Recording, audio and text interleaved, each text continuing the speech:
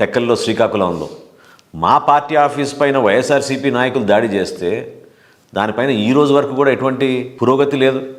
ఎవరు దాని గురించి మాట్లాడడం లేదు. అసలు దాడులు ఎందుకు జరుగుతాయని నేను ప్రశ్నిస్తున్నాను.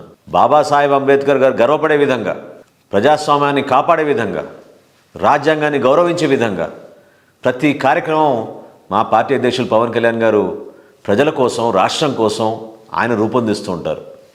అంతేగాని మీలాగా ఈ పిచ్చి ఆలోచనలతోటి ఒకరిపైన దాడి జరిగితే ఏదో పబ్లిసిటీ వస్తుందనో, కుట్రలు చేస్తున్నారనో, ఇంటెలిజెన్స్ వర్గాల్ని దీనికోసం ఉపయోగించాల్సిన అవసరం ఖచ్చితంగా వైఎస్ఆర్సీపీ ప్రభుత్వానికి ఉండదని నేను కోరుకుంటున్నాను. ఎందుకంటే ఎన్నికలప్పుడు చూసుకుందాం, ప్రజల దగ్గరికి వెళ్దాం, తేల్చుకుందాం, ప్రజాస్వామ్యబద్ధంలో తేల్చుకుందాం.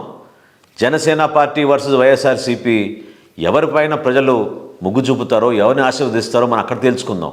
అంతేగాని పోలీస్ విభాగాన్ని, అందులో ఉన్న అధికారులని ఈ విధంగా ఉపయోగించుకోవడం నేను ఎప్పుడు చూడలేదు.